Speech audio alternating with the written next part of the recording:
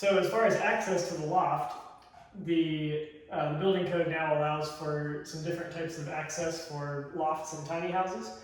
And for this one, we opted to build our own sort of ship's ladder, as it were.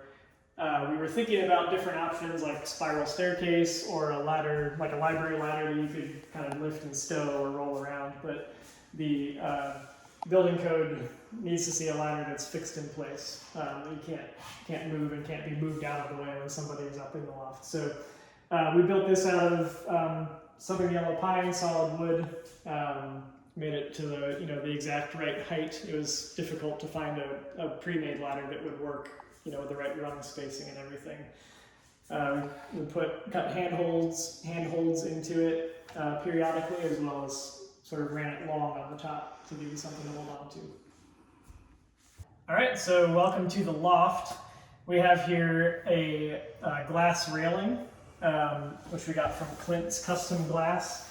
They're very, very good to work with. Can get glass for just about any situation. So these are, code approved, very sturdy safety guards, as well as being very attractive way to do a railing. Also up here we have some built-in storage for this bedroom area. It's recessed into the wall there. So we kind of had to plan ahead for that at the framing stage to leave an alcove for it. And then the window here, since this is considered a sleeping area by building code, this has to be able to open. So this is a casement style window, and that's in case of an emergency and somebody needs to be rescued through the window. So another thing to consider in planning a home, if you have a loft like this that's going to be a sleeping area, it needs to have an egress window.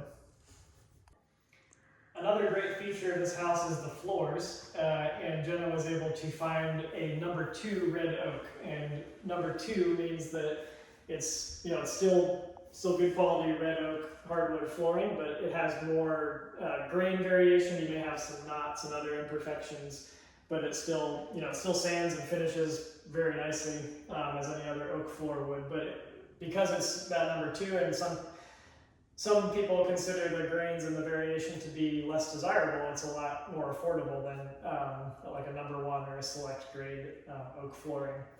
And if you like variety in your floors, as I do, I think it looks really awesome. For the HVAC system for the tiny home, we opted to use a mini split system rather than a traditional heat pump unit.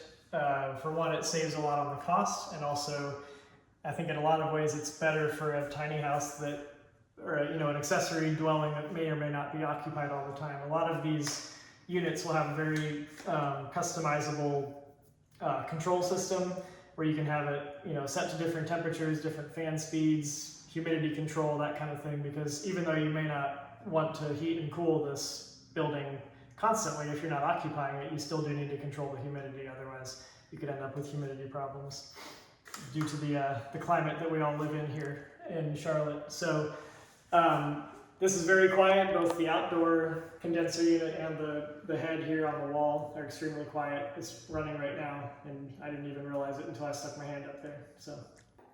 So as far as space-saving features for the house, we already looked at some of the storage up in the loft. In this closet, we have a tankless electric water heater.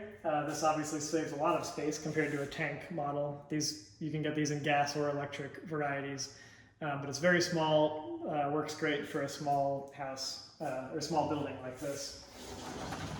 Also, in the kitchen, one neat thing was we discovered that underneath this cooktop, we had room to actually hide a trash pull-out drawer, so you can have your trash cans in there, and they slide in there nicely, so you don't have to have a separate can floating around. And here in the bathroom, we had room for a stacked washer and dryer unit in there, so that worked out pretty nicely there as far as space, and we still have a proper sized walk-in shower there as well. And so the sliding doors on the shower save space too, so they're not swinging out into the space.